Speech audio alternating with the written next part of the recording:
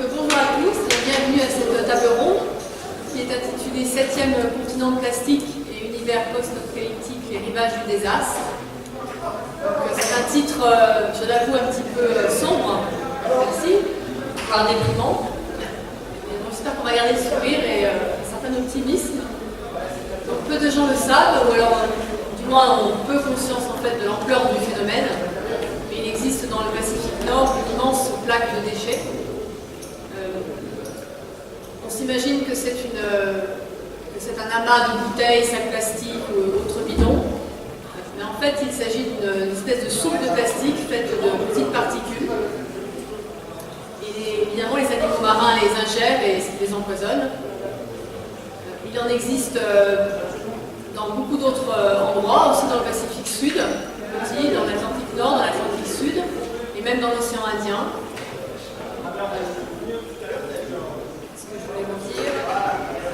Qui sont le résultat, en fait, on les trouve partout dans des zones où il y a des vortex, qui sont des gyres océaniques, ce sont des endroits où les courants marins se rencontrent et s'enroulent en fait sous l'effet de la rotation de la Terre. Donc, pourquoi est-ce qu'on les appelle 7e continent?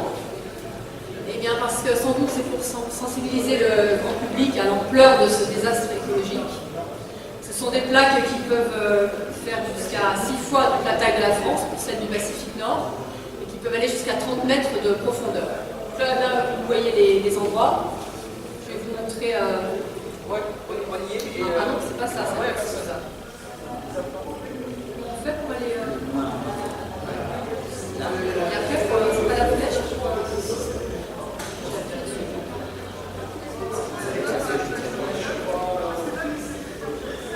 C'est pas cette flèche-là? Pardon?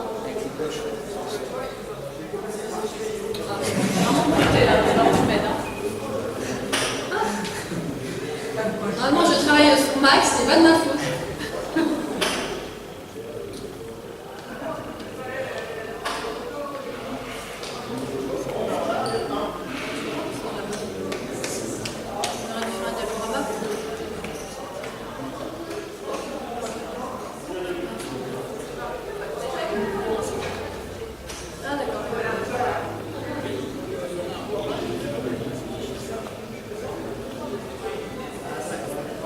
Ici, vous avez le port d'Abidjan, en fait, de la catastrophe. Donc, j'ai pas la. J'arrive pas. Alors, je vais mettre à côté de moi et que je me fasse.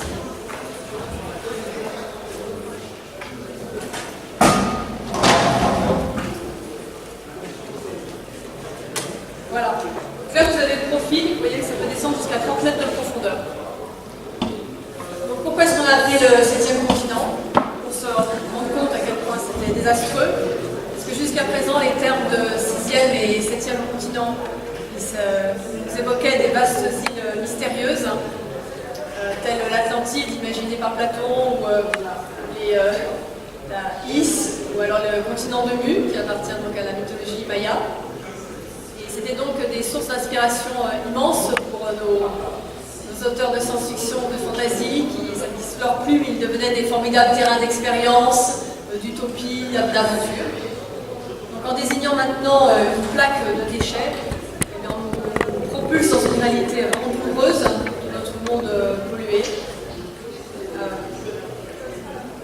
Et on se rend compte que les plus clairvoyants d'entre nous commence à s'inquiéter sérieusement pour notre avenir.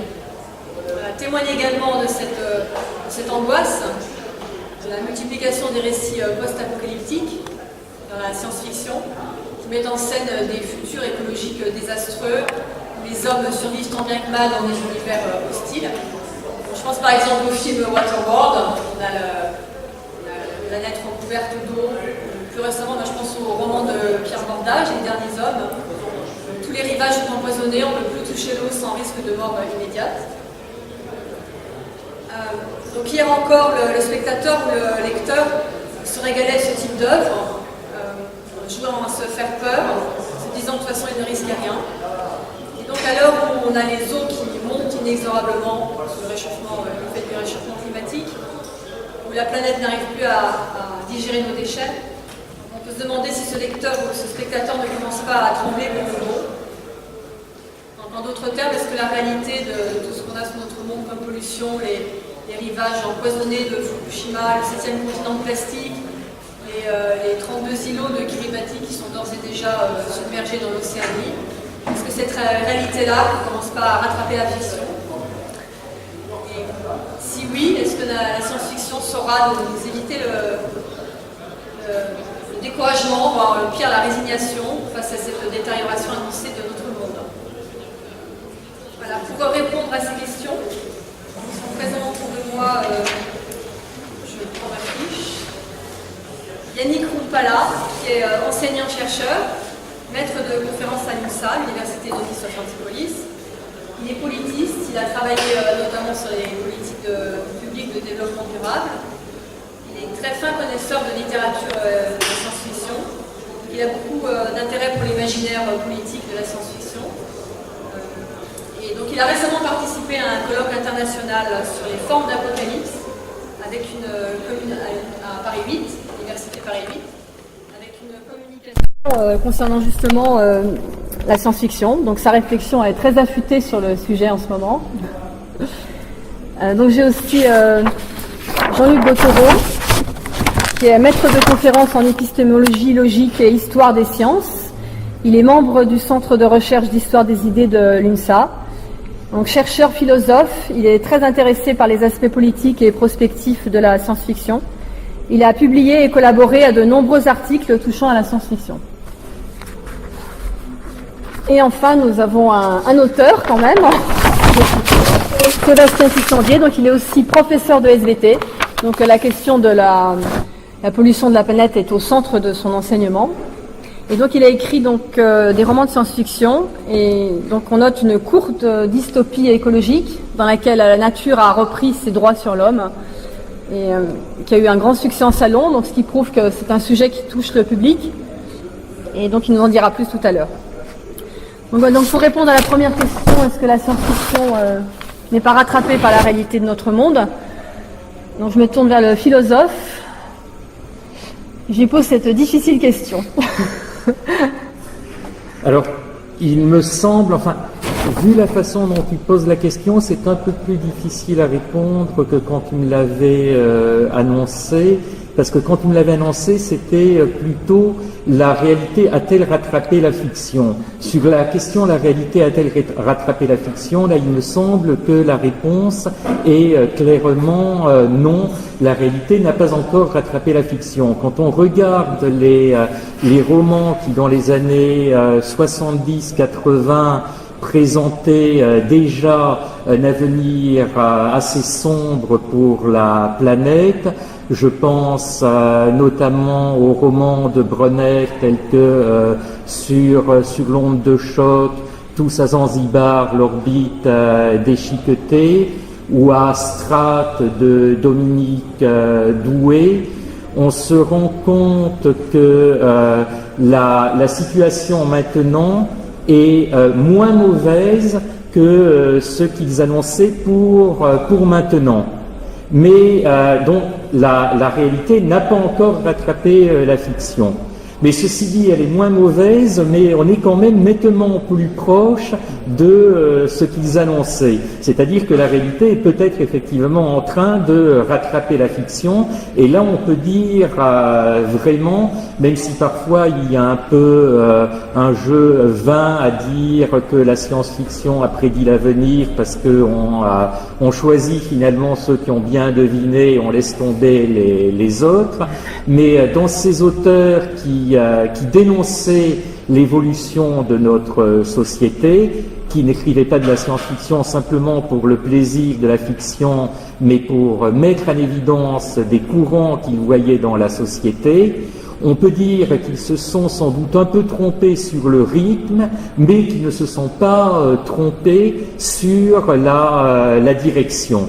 Donc là, la réalité n'a pas rattrapé la fiction, mais j'ai bien peur qu'elle soit en train de la rattraper. Et on a là des univers qui sont des univers assez sombres, même si ce ne sont pas encore des univers apocalyptiques. Je pense à les grands romans de Brunner que j'ai déjà mentionnés, Sous l'onde de choc, Tous à Zanzibar. L'orbite déchiquetée est nettement plus apocalyptique ou post-apocalyptique. Ça se déroule sur 2 périodes. Donc il y en a un qui est à peu près maintenant où c'est pire, donc ce que nous connaissons, mais pas nettement pire.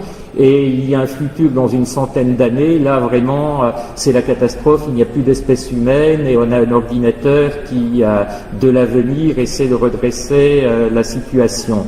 Parce qu'il a été programmé pour vendre des armes et que tous les êtres humains ayant disparu, il ne peut plus optimiser la vente d'armes, donc il essaie de corriger les choses de façon à ce que le négoce puisse continuer à fonctionner.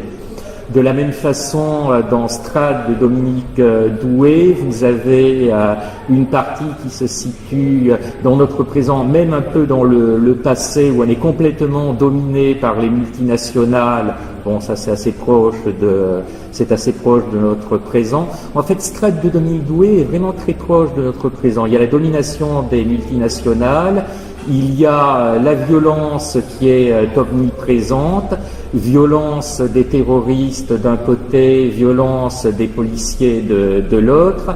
La seule chose que Doué n'avait pas prévue, c'était que la violence allait se revendiquer de l'islam. À l'époque où il écrivait, c'était le moment du punk, et donc les terroristes étaient plutôt dans une perspective no future, on tue tout le monde parce qu'il n'y a pas d'avenir, et donc on a une jouissance dans la destruction. Mais finalement, c'est pas si éloigné que ça de ce que nous connaissons. C'est peut-être un peu pire, mais bon. On attend 4 ou 5 ans et puis l'univers de Doué se réalisera complètement. Ceci dit, il le situait, je crois, du côté de 2000, donc ça se réalisera quand même avec une vingtaine d'années de retard. Et là encore, il faut espérer qu'on arrivera à empêcher que ça continue à se réaliser plus longtemps, parce que il y a là encore un jeu sur plusieurs temps. Les années 80, le moment où le roman a été écrit, donc notre période à peu près qui pour lui est de l'avenir, et un avenir encore plus lointain, où l'immense majorité de la planète semble être à peu près dévastée, et les quelques humains qui subsistent semblent vivre dans un supermarché et être de bons consommateurs assez décérébrés, si on en juge par le langage qu'ils utilisent. Et là encore, on a un ordinateur qui sort les êtres humains de cette planète en perdition et qui les envoie dans un autre univers qu'il crée, et sur un rivage.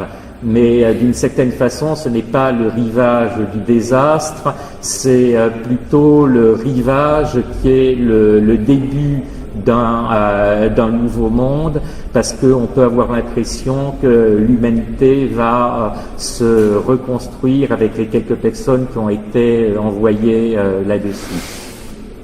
Donc voilà, je crois que j'ai répondu à ta question, où il y en avait une autre. Non, pour l'instant, il n'y en avait qu'une. Oui, il n'y en avait qu'une pour l'instant. Donc c'est bon. Alors, réintervenir. Donc je laisse la parole à Yannick. J'ai dit que je n'avais pas parlé très longtemps, et puis j'ai déjà été très long, désolé. Alors pour le plaisir de la discussion du contre-pied, je vais prendre le point de vue inverse pour animer le débat. Je dirais qu'en fait, la fiction n'a peut-être pas imaginé la gravité de la réalité. On t'entend pas? Il y en a un autre là, prends celui-là. Normalement, oui. Je disais donc que pour le plaisir du contre-pied, la fiction n'avait peut-être pas imaginé la gravité de la réalité. Si on reprend effectivement les travaux récents qui ont été faits par un certain nombre d'organismes internationaux, on sait maintenant qu'il y a un certain nombre de seuils critiques qui ont été franchis. Et effectivement, à une certaine époque, pour certains auteurs, ça aurait été très difficile d'imaginer ce qu'on appelle aujourd'hui l'acidification des océans, par exemple. Le fait que le réchauffement climatique se combine aussi avec une forme de combinaison du CO2 dans les océans et produise ce type de phénomène. Alors après, pour nuancer et remettre un peu de complexité, je dirais qu'il faudrait prendre la fiction dans différentes phases historiques. Il y a un problème avec le micro. Le problème de micro, il marche par intermittent. Je suis vraiment désolé de vous ennuyer. C'est bizarre, hein. 1, 2, 3. Là, il marche. C'est bien Oui. parce que ça me fait la même chose à la fac de lettres. Ça marche Ah bon par intermittent. C'est peut-être la manière dont le tenir. Essaye de le tenir. C'est ça, dit que c'est moi. Non, non, c'est l'organisation qui est responsable. Vas-y. Est-ce que ça marche? Oui, là, ça marche mieux. Vas-y. Voilà, je disais qu'effectivement, il faudrait peut-être reprendre ce qu'on appelle fiction, là qu'on appelle de manière très générale, en la replaçant d'un point de vue historique. Quand on regarde comment effectivement la fiction et la science-fiction a traité les enjeux environnementaux, on peut effectivement repérer, alors c'est pas moi qui l'ai fait, il y a des travaux américains qui l'ont fait, qui ont repéré effectivement une série de phases. En gros, il y a 4 phases qui sont classiquement repérées par un certain nombre d'auteurs. Donc une première phase qui est la phase où les enjeux commencent à émerger, une phase de sensibilisation qui correspond grosso modo aux années 60, et avec les travaux, une forme de concomitance avec les réflexions de Rachel Carson par exemple, et son fameux prétentiencieux. Il y a une phase où, une fois que les enjeux ont émergé, ils commencent à s'agréger, à prendre de la substance. C'est ce que Jean-Luc décrivait avec des romans marquants comme ceux de Brunner, c'est du début des années 70, où effectivement, avant la première phase dont je parlais, je vais faire une petite parenthèse, c'est aussi pour ça qu'il est intéressant de reprendre historiquement. Quand on prend la période qui suit l'immédiate après-guerre, en fait, les enjeux qui dominent sont plutôt des enjeux post-atomiques. On sort effectivement d'Hiroshima, Nagasaki, et le type d'enjeu écologique qui va émerger dans la SF, c'est plutôt des enjeux post-apocalyptiques, mais au sens de la menace nucléaire qui s'incarne. Et effectivement, si on voit des espèces qui disparaissent, c'est pas tellement pour des raisons... Enfin, si, c'est pour les raisons humaines, mais pas par l'accumulation d'activités humaines. C'est plutôt parce qu'effectivement, il y a une catastrophe atomique qui est intervenue, et pour le coup, enfin, si on prend Dick et Blade Runner, classiquement, si les espèces ont disparu, c'est pas suite à une évolution de fond, c'est parce qu'il y a une catastrophe qui a fait que d'un seul coup, les espèces disparaissent. Donc il y a une première période qui est plutôt post-atomique, et puis arrive la première sensibilisation environnementale des années 60, qui s'agrège dans les débuts des années 70, avec des romans marquants comme John Brunner. Les auteurs dont je parlais repèrent une évolution. Si on prend par exemple dans les années 80, il y a un changement de regard. Les années 80, c'est par exemple la période où domine le cyberpunk. Si vous regardez un film comme Blade Runner, en fait, les questions environnementales, elles sont omniprésentes. Sauf que les acteurs qui sont présents dans le film ne se rendent plus compte. Pour eux, c'est évident. C'est le milieu dans lequel ils vivent. Un peu comme la grenouille, qui est dans une casserole et pour laquelle on fait monter la température. Il y a un moment où, effectivement, on ne se rend plus compte que la température devient insupportable parce qu'on a été habitué progressivement. Et c'est un peu ce que décrit le cyberpunk. La catastrophe environnementale est tellement présente que ça fait partie du quotidien pour les acteurs qui ne s'en rendent plus compte. Pour eux, c'est évident. Et puis il y a une dernière phase qui est celle de la période plus récente où effectivement les enjeux environnementaux pénètrent les productions mainstream. Et effectivement, c'est tout ce que vous voyez dans le cinéma, notamment hollywoodien, avec des incarnations comme Wall-E, pour faire le lien avec la question des déchets. Donc ça, c'est pour une première petite nuance. Je dirais aussi que ce qui fait le décalage entre ce qu'on appelait la fiction et ce qu'on appelait la réalité, même si j'aime pas beaucoup le mot de réalité, d'un point de vue épistémologique, je pense que c'est pareil. Ce qui peut occasionner l'impression de décalage, c'est que le propre de la science-fiction, c'est aussi d'accentuer, c'est de mettre un accent plus fort sur un certain nombre de phénomènes, certains traits. C'est pour ça qu'effectivement, on peut avoir l'impression que la science-fiction, et notamment à nouveau dans les romans de John Brunner, a tellement accentué les traits qu'aujourd'hui on peut se dire, bah oui, finalement tout va bien, ce qu'il nous avait annoncé, c'est pas arrivé, et on peut se lâcher encore quelques années, la fête n'est pas encore tout à fait terminée, et même si la fin se rapproche.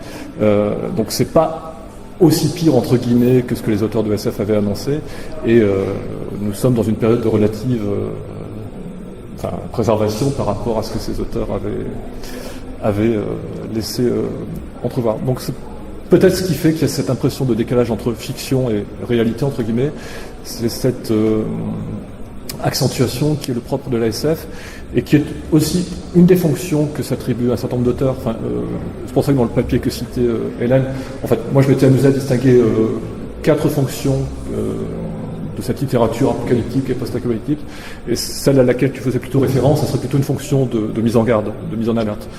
C'est une des fonctions de l'ASF, c'est pas la seule. Voilà, il y a d'autres manières de... En tout cas, les auteurs ou les productions qui travaillent le matériau apocalyptique peuvent le faire avec d'autres fonctions que celle de l'alerte, de la mise en garde. Voilà, je voudrais pas non plus monopoliser trop la parole. Oui, mais ce serait bien quand même que tu... Pardon. Ce serait bien que tu parles de cette fonction d'habituation, parce que finalement c'est celle qu'on peut craindre le plus. C'est bon là ? Cette fonction d'habituation qui fait que, bon, en plus, on sort des blockbusters à n'en plus finir, et une espèce voilà de...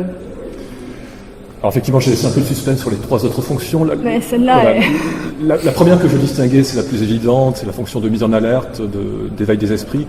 C'est celle qu'on retrouve effectivement dans Wall-E, avec un argument qui est faites attention, si vous continuez à produire cette masse de déchets, vous allez être submergé, le seul destin qui vous restera, c'est de partir dans des horizons galactiques, sur une station spatiale, comme dans Wall-E.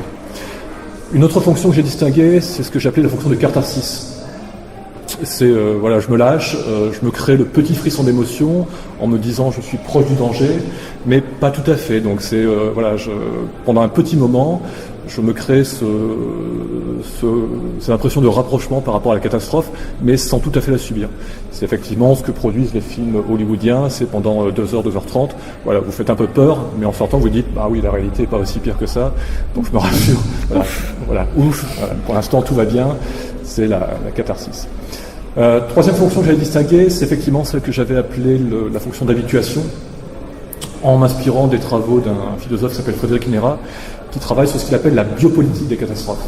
Comme vous le savez peut-être, pour ceux qui s'intéressent à des questions politiques, la crise, la catastrophe, ou l'urgence, c'est aussi un mode de gouvernement. C'est aussi une manière d'inciter des populations à adopter certains types de comportements. Donc on peut faire l'hypothèse, et je la fais pour partie, que toute cette production catastrophique, la création d'un sentiment d'urgence, la création d'un sentiment de catastrophe imminente, est aussi un moyen de gouverner les populations. C'est aussi une manière d'inciter un certain nombre de comportements. Il y a un effet de court-circuitage de la réflexion. C'est urgent, il n'y a pas le temps de réfléchir sur la catastrophe, il faut réagir vite. Donc adoptez les comportements qu'on vous conseille. Alors, je force le trait parce que c'est plus compliqué que ça. Mais quand on crée des normes, quand on crée des incitations à certains comportements, ces normes et ces comportements ne tombent jamais nulle part. Il faut toujours s'intéresser à qui produit ces normes, qui sont les véhicules de ces comportements et à quelle fin. Donc je renvoie à Frédéric Nera, c'est très intéressant ce qu'il raconte sur la biopolitique des catastrophes. Voilà, la catastrophe n'est jamais quelque chose qui est complètement subi. Elle est aussi pour partie une construction sociale. Il faut toujours déconstruire cette part de construction pour voir quels sont les acteurs qui instrumentalisent, qui récupèrent cette construction et pour en faire quoi. Voilà. Et la catastrophe peut être aussi un mode de gouvernement. Pour ceux qui se rappellent de Katrina, voilà, c'est aussi la manière dont cette situation a été gérée par le gouvernement américain est aussi révélateur du type de politique qui était dominant à cette époque. Donc ça c'est la troisième fonction. Et puis la quatrième fonction que j'avais distinguée, pour le coup c'est pour sortir du désespoir et du pessimisme, c'est ce que j'appelais une fonction de capacitation.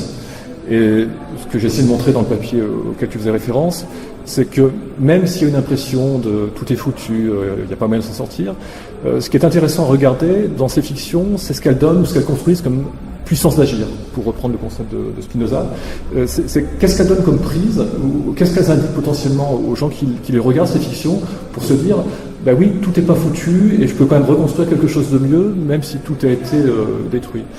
Et c'est aussi l'intérêt de l'Apocalypse, hein, on fait une espèce de table rase, et puis après la table rase, on reconstruit. Et c'est très intéressant, moi je considère que c'est très intéressant de ne pas prendre seulement ces fictions par le côté pessimiste, mais voir aussi ce qu'elles proposent comme puissance d'agir, comme modalité de reconstruction d'une société, d'une communauté, même si tout est détruit. Et même dans les formes de fiction où on paraît revenir à la barbarie, comme La Route ou Mad Max, il y a toujours malgré tout des puissances d'agir. Il faut se débrouiller, il faut bricoler. Donc même avec du low-tech, l'opposé du high-tech, on peut reconstruire une société sur des bases différentes et peut-être un peu moins nocives que les bases antérieures. Donc c'est pour ça qu'on peut considérer qu'il y a un peu de capacitation ou de puissance d'agir dans et fiction apocalyptique. Voilà. Est-ce que je peux reprendre le Oui, micro un oui. tout petit moment? C'est pour compléter ce que tu viens de dire. Un roman qui en fait est à ma connaissance l'un des tout premiers romans que l'on peut dire écologiques, alors qu'il est un peu antérieur au Printemps silencieux de Rachel Carson. C'est La vague montante de Marion Zimmer Bradley, qui a été écrite vers la fin des années 50, qui ne s'étend pas vraiment sur la catastrophe, mais il est clair que la société industrielle s'est effondrée et on nous raconte justement qu'elle s'est effondrée. Et on voit la Terre donc post-apocalyptique d'une certaine façon, post-effondrement de la société industrielle, avec les yeux de cosmonautes qui reviennent de très loin, où ils ont essayé de bâtir une civilisation hyper technologique dont ils sont tout contents, et ils tombent sur une Terre redevenue rurale, complètement rurale en apparence, et pendant tout le texte, ils sont consternés en se disant « mais nous sommes chez des ploucs, comment l'humanité a-t-elle pu tomber à ce point dans l'obscurantisme ?» On se rend compte à la fin que ce n'est pas du tout le cas, et on nous propose justement, Marion Zimmer Bradley donne une image d'une société qui est donc une société d'une certaine façon post-apocalyptique, mais qui en même temps nous donne un modèle d'organisation qui pourrait peut-être même nous éviter d'aller vers l'apocalypse, et que certains peut-être essaient de mettre en vigueur de nos jours du côté de Tarnac par exemple. Voilà, j'ai été trop long, donc je recède le micro tout de suite. Mais de mémoire, parce que je l'ai lu il n'y a pas trop longtemps, c'est pas le résultat d'une catastrophe. C'est un choix conscient qui a été fait par cette société-là, qui a considéré que la technique était allée trop loin, et qu'il fallait revenir. Non, la société industrielle s'est effondrée. Ils se sont reconstruits après l'effondrement de la société industrielle. Il me semble que c'est par choix. Ils ont choisi de se reconstruire comme ça, mais moi j'ai compris qu'il y a eu effondrement d'abord. Voilà. Ok. On va pas faire un débat. Ce qui peut être aussi intéressant, c'est de voir qu'est-ce qui est clos sur un monde apocalyptique. Donc tu parlais des puissances d'agir, mais aussi la transformation de l'homme. Là, je pense au film Waterworld, où l'homme finalement est en train de se transformer en poisson, puisqu'on voit Kevin Costner qui a des branchies.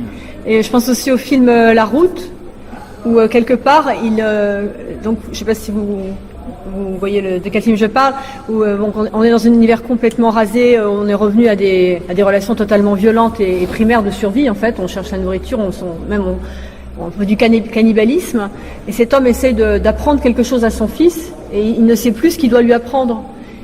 Et est-ce qu'il doit lui réapprendre la façon de vivre d'avant, la morale d'avant, qui ne lui servira absolument rien, ou est-ce qu'il faut réinventer autre chose? Donc c'est cette espèce de transformation de l'homme. Donc on parle beaucoup du transhumanisme, mais est-ce qu'on ne va pas se transformer comme ça? Donc ça rejoint ce que tu disais par rapport à la société qui se remet en question. Et là, par force, pour se réadapter à l'environnement, on n'est plus l'homme qu'on était. Et ça peut être biologique, ça peut être moral en fait. Donc je me tourne aussi vers le professeur de SVT, puisque je parle de biologie. Donc toi, comment est-ce que tu perçois ta manière d'écrire? Est-ce que tu écris par rapport aux fonctions de la science-fiction dont parlait Yannick? Est-ce que tu écris pour alerter? Est-ce que tu écris avec un petit sentiment de désespoir? Voilà, donc je te donne la parole. D'un point de vue auteur, en fait, on peut interroger des auteurs différents, ils auront des réponses différentes, parce que chaque style d'écriture est unique, l'inspiration est unique. Et en tant qu'auteur de science-fiction, dans science-fiction, il y a avant tout le mot science. Et ça veut dire que dans notre écriture, même si on a un imaginaire qui est assez développé, on est toujours quand même, on a toujours un univers qui est codifié par des lois physiques qui existent parce qu'on est de cette époque-là, que ce soit des lois physiques, que ce soit des lois gravitationnelles, etc. Donc on peut inventer des mondes parallèles, des choses qui changent, mais il y aura quand même toujours une base par rapport à la réalité. Et c'est là que c'est intéressant, parce que dans la question que tu posais tout à l'heure, est-ce que la réalité rejoint la science-fiction? Je pense que en tant qu'auteur, ce qui nous inspire à la base, c'est la réalité.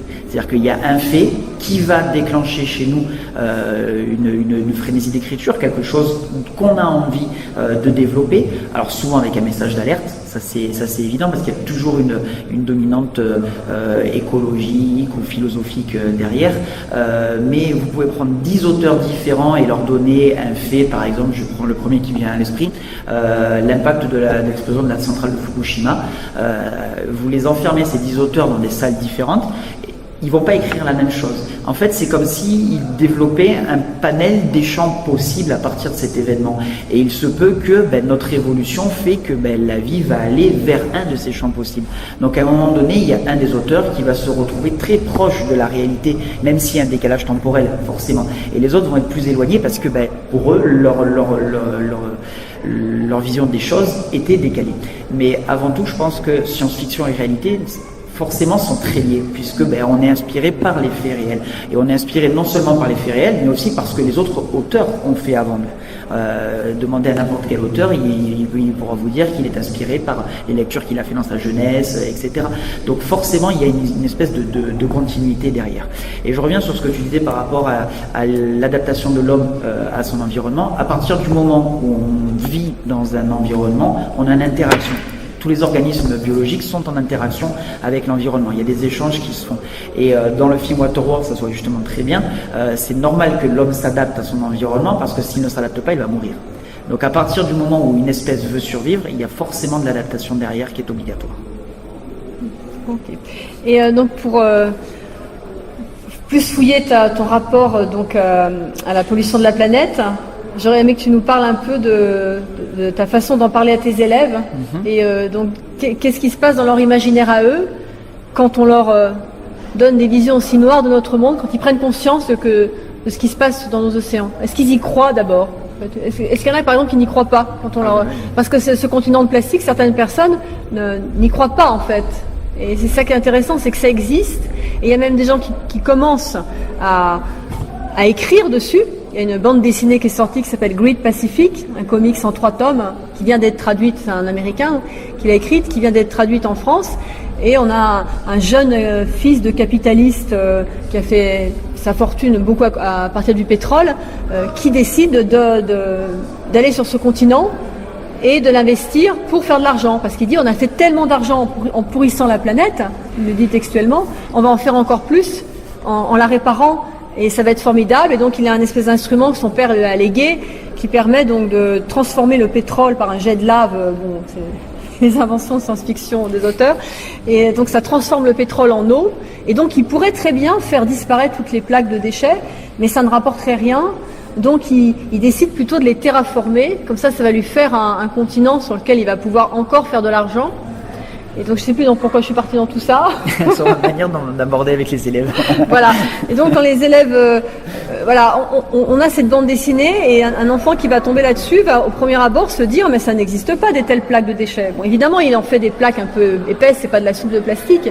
Et est-ce que parfois ils arrivent à être surpris quand tu leur parles de la réalité? Voilà, c'est ça qui m'intéressait. Les jeunes, ils sont en fait comme nous tous, c'est-à-dire qu'ils ne croient que ce qu'ils voient. Donc à partir du moment où ils ne le voient pas, pour eux, ça n'existe pas. Et c'est vrai que c'est là que les médias interviennent, parce que c'est quelque chose qui n'est absolument pas médiatisé, alors que pourtant ça existe depuis des dizaines d'années. Sauf que oui, cet océan plastique ne fait que grandir et s'accumuler. Le parallèle qu'on peut faire, c'est avec la mentalité actuelle des gens. Prenez par exemple la série de séismes qui vient d'arriver en Équateur. Oui, on en parle 2 minutes au journal télé le soir, ou à la radio. Super, voilà. Comme c'est en Équateur, ça ne nous touche pas, donc forcément, on l'a oublié 5 minutes après. Pourtant, les gens qui le vivent, eux, sont en plein là-dedans.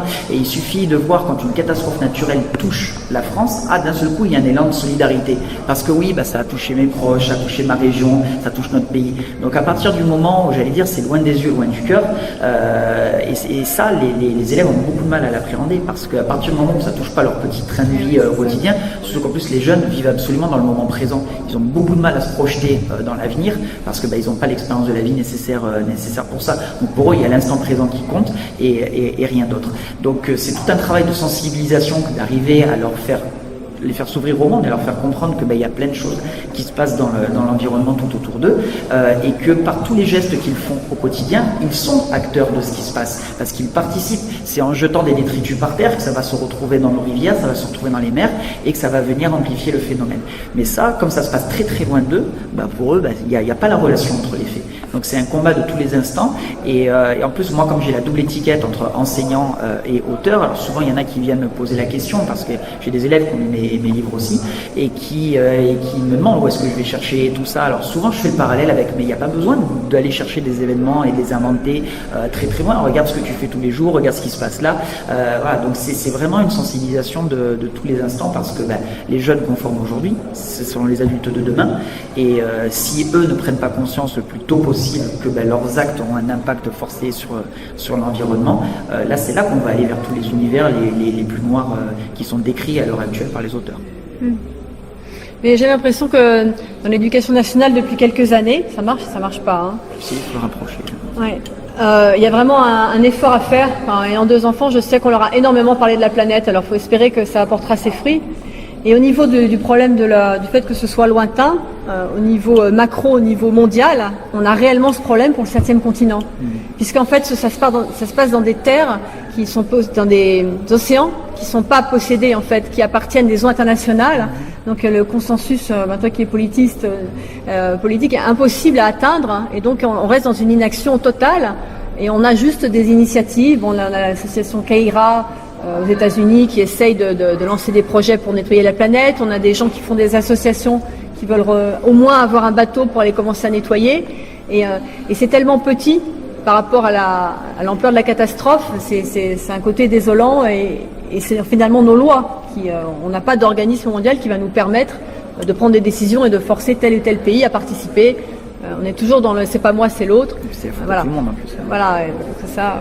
Est-ce que tu peux nous parler un peu plus de ton roman alors là c'est la nature qui nous assaille au niveau biologique, on est attaqué par les bactéries, c'est ça? Presque. Donc dans ce roman qui est paru aux éditions du Peuple de Mu, donc le nom de la maison d'édition n'est pas un hasard non plus, qui s'appelle Le Néménol. En fait, on est en 2197, à une époque en effet où une grande partie de l'humanité a disparu, et la nature a repris ses doigts sur l'homme. Tout ce qui reste de l'humanité vit dans des villes protégées par des champs de force, parce que la nature fabrique des spores tueuses. Donc si les humains respirent les spores, forcément ça va les affecter et les tuer.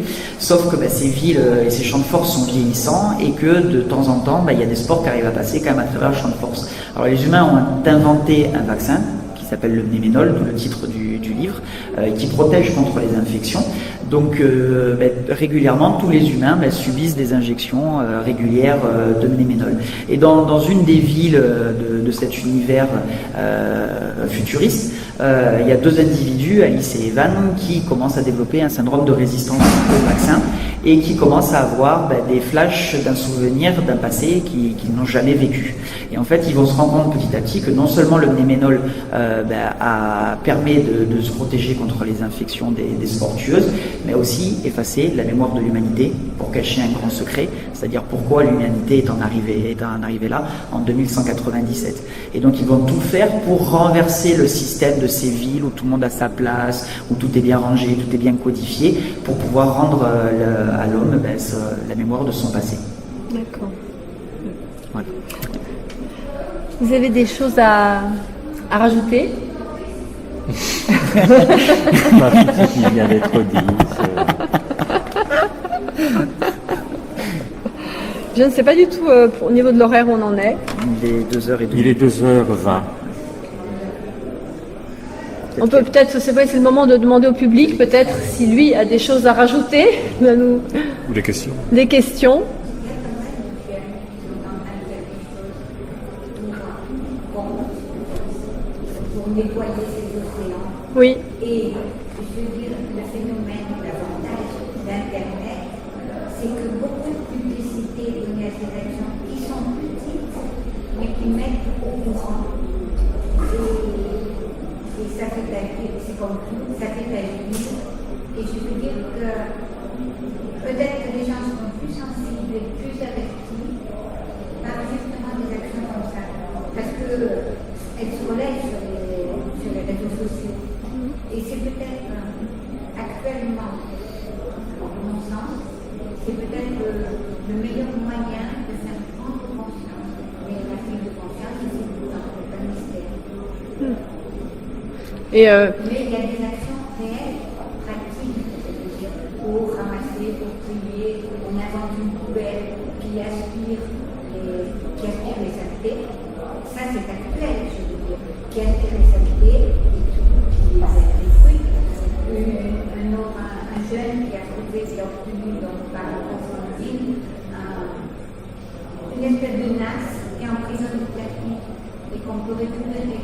Donc il y a vraiment quand même pas mal Il y a des idées, de la jeune génération, mais qui, grâce aux réseaux sociaux, se multiplient. Je pense que ça, c'est un bon signe. Et on a aussi un côté provocateur parce qu'on a donc des architectes finlandais qui ont proposé un projet qui avait une apparence de sérieux, donc a été beaucoup relayé. Ils avaient décidé en fait de terraformer, on va dire, tous les déchets, et à partir de tous les déchets récupérés dans les océans, de fabriquer une île qu'ils avaient appelée Recycle Island, j'ai là en photo d'ailleurs, Recycle Island, sur laquelle justement on pourrait accueillir tous les gens qui s'enfuient des terres submergées. Donc tout le monde a beaucoup parlé, voilà, c'est cette île-là, de cette initiative pour finalement... Ah, ça c'est bien aussi, c'est la pétition à signer, n'est-ce pas? Il y a plein de pétitions sur Internet que vous pouvez aller signer juste en donnant votre adresse et voilà, pour la préservation des océans. Et je trouve que tous ces moyens, en fait, sont des très bons moyens parce qu'on en parle, en fait. Ça a permis d'en parler et la terraformation de ces continents serait quelque chose de formidable, en fait. Puisqu'on pourrait réutiliser ce pétrole perdu, même le pétrole perdu finalement. Mais bon, c'est très utopique au niveau technique, hein, j'imagine. Là, ça reste de la fiction. Oui, ça reste vraiment de la fiction. Ah oui, c'est sûr. C'est sûr. Et c'est cette idée qui est intéressante et qui est finalement, je pense que ce projet a peut-être eu lieu avant même que la BD dont je vous parlais tout à l'heure soit écrite. Donc on peut avoir aussi les réactions du public qui portent l'imaginaire et qui le poussent à... Actuellement, quelqu'un est en train de faire une machine individuelle, un petit peu grosse, mais individuelle, qu'on peut fabriquer soi-même pour recycler son propre plastique. Oui.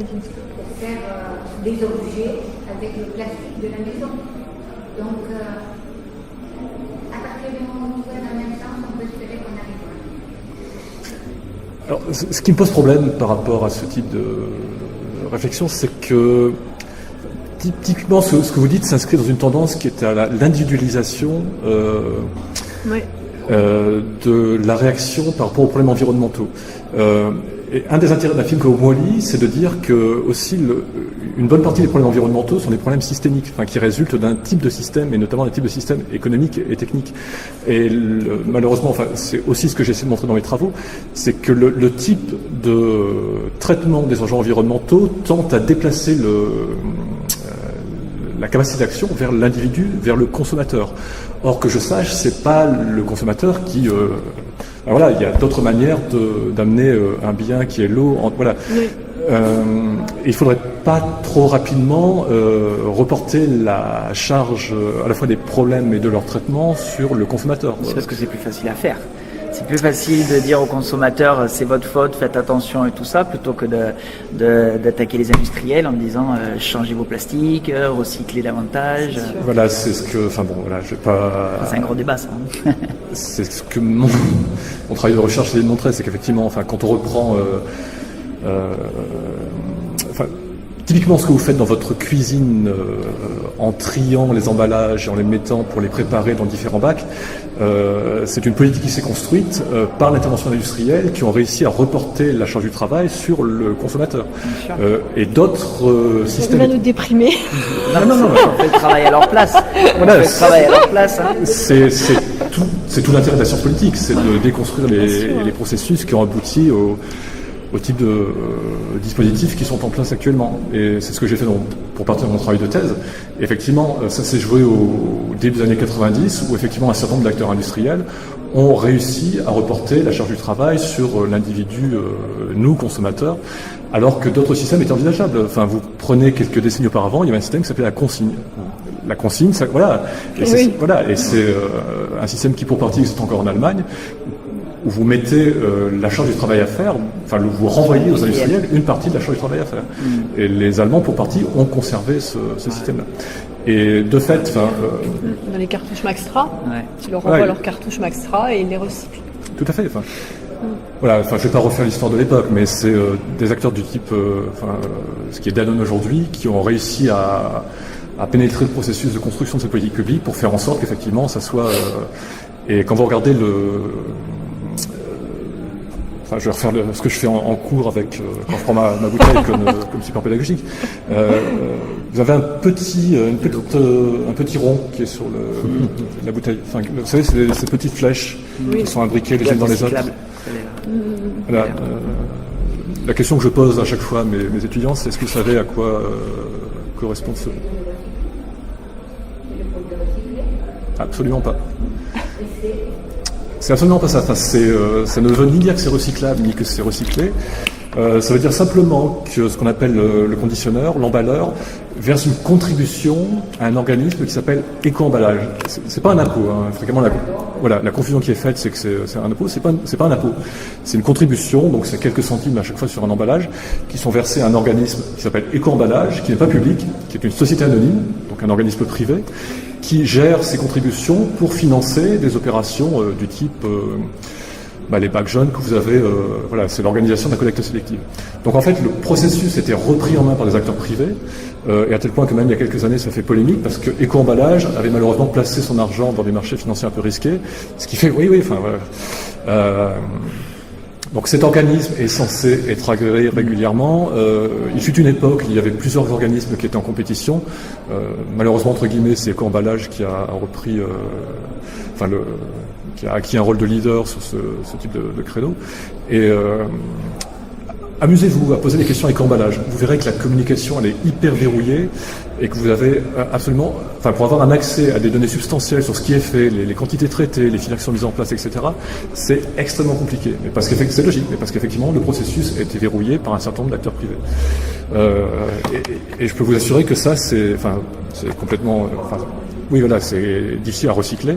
Pour l'instant, c'est pas trop quoi en faire. Majoritairement, ça part dans des circuits et ça atterrit dans des pays on sait pas trop où. Enfin, souvent, c'est en Chine. En Afrique. Ou en Afrique, où on prétend que c'est recyclé. Voilà.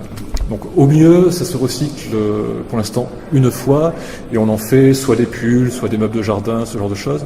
Mais on n'est pas encore... il y a des recherches qui sont faites, mais on n'est pas encore tout à fait au niveau technique pour refaire d'un emballage plastique un autre emballage plastique. Voilà. La matière... Déjà, il faut que le type de matière soit harmonisé, parce qu'il fut un temps où le type de plastique du bouchon n'était pas le même que le type de plastique de la bouteille, Oui. alors, ce qui compliquait encore plus le processus de recyclage. Mais aujourd'hui, la technique n'est pas encore suffisamment au point pour... Il y a des gens qui y travaillent. Moi, il y a un projet qui m'intéresse beaucoup, qui est de désagréger les bouteilles pour en faire des fils de plastique, pour les remettre dans des imprimantes 3D. Je sais pas ce que sont les voilà. Et pour que chacun puisse faire des objets chez soi avec des imprimantes 3D à partir de matériaux de plastique broyés et recyclés. Mais pour l'instant, on en est dans un niveau de réflexion qui est relativement embryonnaire. Peut-être qu'à l'avenir, on arrivera à ça. Mais voilà. Mais à nouveau, faire ça, c'est aussi dédouaner les industriels d'une part de leur responsabilité. Et on a aussi des nouveaux matériaux. On essaie toujours d'améliorer, mais est-ce qu'on ne crée pas d'autres problèmes? Parce qu'on a l'arboforme qui est en train de sortir. Je ne sais pas si vous en avez entendu parler. C'est du bois liquide. Oui, Et donc on va peut-être décimer les forêts pour sauver les océans, parce qu'on a besoin de bois. Donc c'est des nouveaux... ça ce qui remplacerait la matière plastique, où il y a un casque, et puis il y a ça c'est la BD dont je vous parlais, donc voilà, ça c'est un casque en arboforme, donc en bois liquide, et il y a une boîte à savon aussi. Et tout de suite, immédiatement, dès qu'on a créé quelque chose, on se demande qu'est-ce que ça va créer comme autre problème, voilà. C'est vraiment terrible. C'est même de la matière pour des prochaines dystopies. Oui. Vous avez un roman qui s'appelle Les Diables Blancs de Macaulay, qui décrit effectivement une expérience qui a mal tourné, où des industriels ont essayé de faire produire du plastique par des arbres, par manipulation génétique. Ah, carrément. Voilà, et sauf que la manipulation a mal tourné, et ça s'est transformé en maladie qui a effectivement posé des soucis pour une bonne partie de l'humanité. Donc ça s'appelle Les Diables Blancs de Paul Macaulay. Moi j'ai entendu une histoire de ce type où effectivement on avait essayé de transformer la manière génétique des arbres pour en faire des carburants liquides. Alors ça méritait d'être vérifié, mais l'expérience avait été arrêtée au dernier moment parce qu'effectivement ça marchait tellement bien que toutes les matières végétales étaient transformées en liquide. Et par des effets et par des effets de contamination génétique, en fait, si la manipulation serait dans la nature, en fait, c'est toutes les plantes qui risqueraient à terme de se transformer en carburant. Voilà, je ne sais pas si ça fait partie des légendes urbaines ou si c'est effectivement une expérience qui a failli mal tourner, mais c'est un récit que j'avais entendu. Ok, je crois que c'est la fin, on a 1 heure, je ne sais plus, oui. Sauf s'il y a des questions. Ah voilà les questions, vous avez des questions? Non? Donc signez la pétition.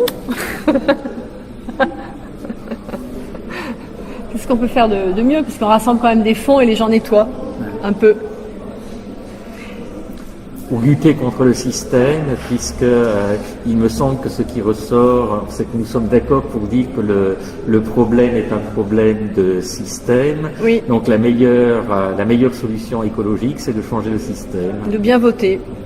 Les écologistes ne sont plus là. Pas simplement de bien voter, mais d'agir à la base, d'organiser des conseils et de décider là où on est de ce que l'on fait.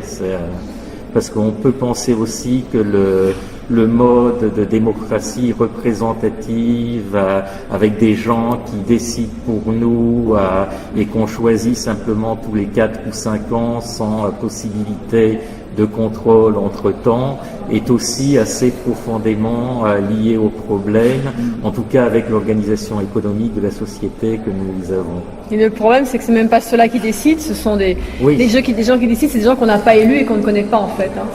C'est ceux qui tiennent les finances. D'ailleurs, qui tiennent l'Amérique et qui tiennent... la réalité, elle est là, c'est qu'on les a même pas élus en fait, on les connaît pas même. À propos du tri sélectif, je raconte peut-être encore une anecdote qui a été racontée à un colloque sur l'écologie auquel j'étais l'an dernier, où sont intervenus des employés de je me souviens plus trop quelle entreprise environnementale dont les fonctions sont notamment justement la gestion du tri sélectif.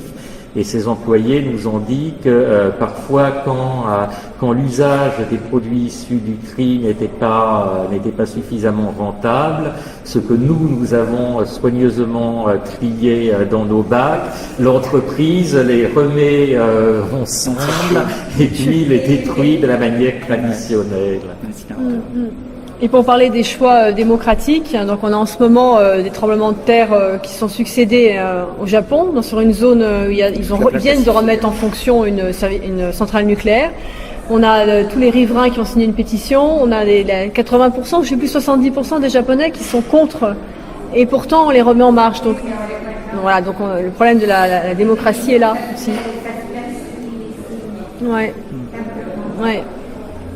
Eh bien, nous n'aurons pas réussi à finir sur une note optimiste. Mal barré. Le savait-il.